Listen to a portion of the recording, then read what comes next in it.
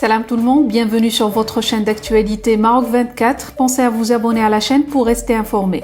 Aujourd'hui, lundi 24 octobre 2022, on a choisi de vous parler des défections qui se suivent du sommet de la Ligue arabe. 4 chefs d'État ont déjà annoncé qu'ils n'assisteront pas au sommet prévu dans 9 jours à Alger. Après le prince héritier d'Arabie Saoudite, c'est au tour du roi du Bahreïn, du sultan d'Oman et du président libanais d'avoir décliné l'invitation du régime.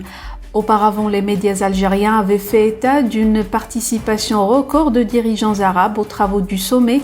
Des sources algériennes ont également affirmé à Jeune Afrique que le roi Mohamed VI prendra part à ce sommet. Plus de détails dans cette revue de presse tirée des sites d'information Express, Bledi et le 360. L'Algérie retient son souffle.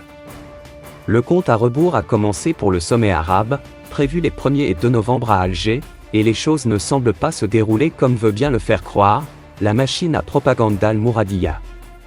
Reportée par 2 fois, novembre 2021 et mars 2022, la première pour Covid et la seconde faute de consensus autour de l'ordre du jour, ce sommet censé redorer le blason d'Alger à l'international, pourrait très bien refléter plutôt l'isolement du pays et son incapacité de fédérer.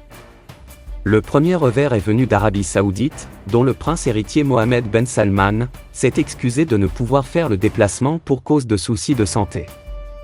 Rien de grave en fait n'est arrivé au prince héritier, président du Conseil des ministres saoudiens. Pas plus tard qu'hier dimanche, un communiqué du Palais Royal à Riyad a précisé que des médecins avaient recommandé à Mohamed Ben Salman de ne pas voyager sur de longues distances par avion, afin d'éviter un barotraumatisme auriculaire, dû à la pressurisation en vol, ce qui l'empêche de se rendre en Algérie, compte tenu de la durée du voyage en aller-retour dans un délai n'excédant pas 24 heures. C'est finalement l'émir Faisal Ben Farhan Al Saoud, ministre des Affaires étrangères de l'Arabie Saoudite, qui a été désigné par le roi Salman Ben Abdelaziz afin de présider la délégation de son pays à Alger.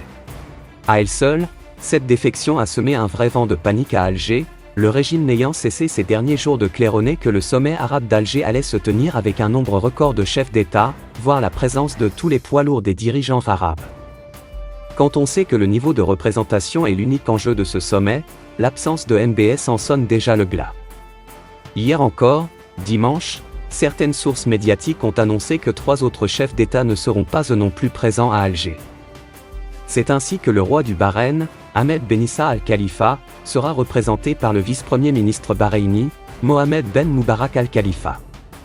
Le communiqué du Palais Royal, diffusé à cet effet hier dimanche à Manama, n'invoque aucune raison à cette absence déclarée du souverain bahreïni.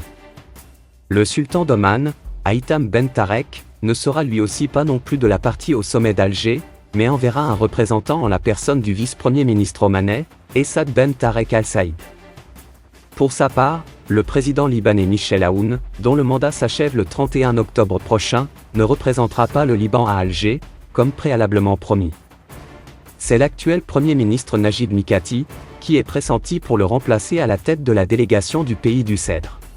Il ne fait aucun doute que la non-présence au sommet d'Alger de l'homme fort d'Arabie Saoudite constitue non seulement une baisse du niveau de représentativité à cette rencontre, mais risque d'entraîner dans son sillage encore d'autres défections.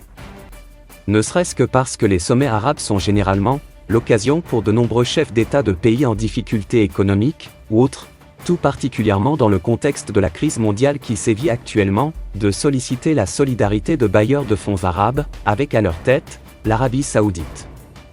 Les médias algériens regrettent fortement l'absence de MBS, mais tentent tout de même de la minimiser, à travers la vraie fausse réconciliation récente des factions palestiniennes, présentée comme un acquis réalisé sur le plan arabe par la diplomatie algérienne. En dépit de l'absence de MBS au sommet arabe d'Alger, l'Algérie a réussi déjà l'essentiel, en opérant un retour diplomatique spectaculaire sur les scènes régionales et internationales, après des années d'effacement sous le règne du président Abdelaziz Bouteflika, annonce ainsi un média local.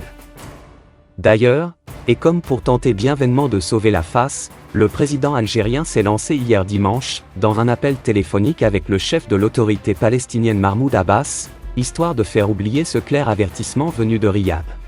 Comme d'habitude, et croyant toujours que tout revers diplomatique qu'il subit ne peut provenir que du Maroc ou lui plaire, le régime algérien a également saisi cette défection saoudienne pour lâcher ses porte-voix contre le royaume. Les médias du régime marocain font la publicité pour l'absence de Ben Salman et la présence de Mohamed VI au sommet arabe d'Alger, a titré, hier encore, le site Échorouk en ligne. À l'approche du sommet donc, il est clair que tout n'est que propagande et tapage, car au final l'objectif de l'Algérie n'est ni unitaire ni solidaire.